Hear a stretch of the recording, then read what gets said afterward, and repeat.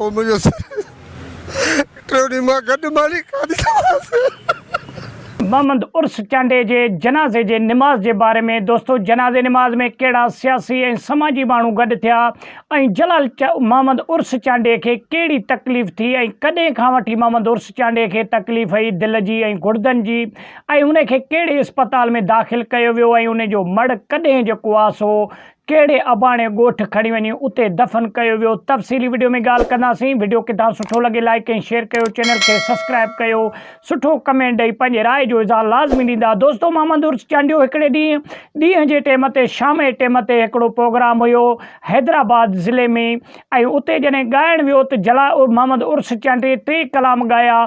चौथे कलाम ॻाइण जे तरफ़ आयो तो मोहम्मद उर्स चांडे के सीने में जो आ सो सूर पवण स्टार्ट थो। दोस्तों हे जेके भी सिंध जा वॾा वॾा फनकार हुआ ये शराब नोशी इंतहाई घणो कंदा हुआ, शराब पीअंदा हुआ, पोइ इन जे करे हिननि जा गुर्दा जल्दी ख़त्म थी वेंदा। दोस्तों मोहम्मद उर्स चांडियो महफ़िल में गायन के दौरान 3 कलाम पंहिंजा मुकम्मल कया। जॾहिं चौथे कलाम के तरफ़ आयो तो मोहम्मद उर्स चांडे के जो आ सो गुर्दन में सूर पासे में सूर पवण स्टार्ट थो।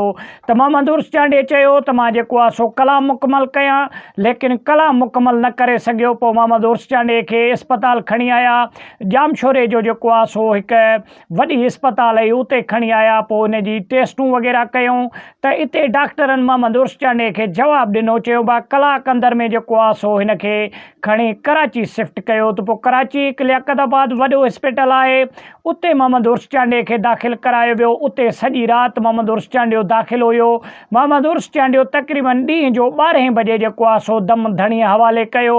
पोइ जॾहिं वफ़ात थी तो माण्हुनि खे जॾहिं ख़बर पई हिंद सिंध में जॾहिं इहा ख़बर मोहम्मद उर्स चांडे जी फैलिजी वई तो मोहम्मद उर्स चांडियो हिन दुनिया में वफ़ात करे वियो। दोस्तों मोहम्मद उर्स चांडियो पाकिस्तान में बल्कि पूरे जो आ सो दुनिया में मशहूर फनकार हुयो जो मोहम्मद उर्स चांडे जो शागिर्द हुयो मोहम्मद जलाल चांडे जो।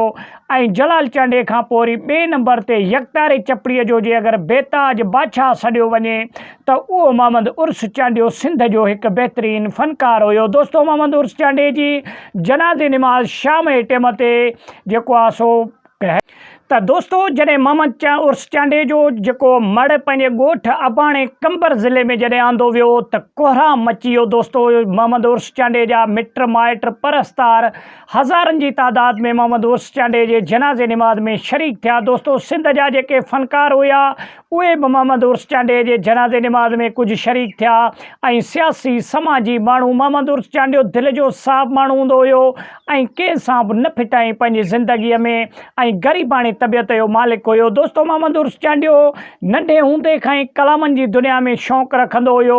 मोहम्मद उर्स चांडियो शागिर्द जलाल चांडे जो हुयो जेको एक बेहतरीन जग मशहूर फनकार हुयो। दोस्तों जॾहिं मोहम्मद उर्स चांडे जलाल चांडे जो आ सो तरीक़ेकार अपनायो तो मोहम्मद उर्स चांडे के भी बेहतरीन मोट सिंध वासियुनि ॾिनी एक बेहतरीन फनकार थी उभरियो। दोस्तों सिंध जो मोहम्मद उर्स चांडे जी जनाज़े नमाज तकरीबन शाम जे टाइम ते हैदराबाद जामशोरे में अदा कई वई। जनाज़े नमाज अदा करे पोरी मड़ जो आ सो अबाणे गोठ जो आ सो रवाना कयो वियो।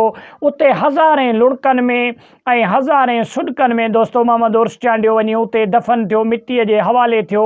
अड़ा सिंध जा मोर फनकार अड़ा बेहतरीन फनकार सिंध वासियुनि खां अल्लाह ताला जो आ सो खसे पान ॾे कया। दोस्तों सिंध में 3 नाला एक बेहतरीन नाला हुआ जेके मानू ॿुधण ऐं ॾिसण अॼु ताईं भी पसंद कंदा आहिनि। सब खां पहिरीं जलाल चांडे जो नालो हुयो, उन खां 2 नंबर मोहम्मद उर्स चांडे जो नालो हुयो उन खां 3 नंबर ते फौजिया सूमरे जो नालो हुयो। दोस्तों ये 3 शख्सियतूं अड़ियूं बेहतरीन शख्सियतूं हुयूं सिंध जा जेके गुलकार हुआ उन्हनि में टॉप ते इन्हनि 3 जो नालो ईंदो है। दोस्तों इन्हनि 3 जे विछोड़े के तकरीबन कुछ अरसो तो असां खां जो आ सो विछड़ंदे थी वियो है, लेकिन अॼु ताईं भी सिंध वासी इन्हनि जी ॻाल्हि ॿुधी इन्हनि जे बारे में सोचे करे अॼु ताईं भी रोई पवंदा आहिनि त इहे सिंध जा पाए जा फनकार हुआ ॿई।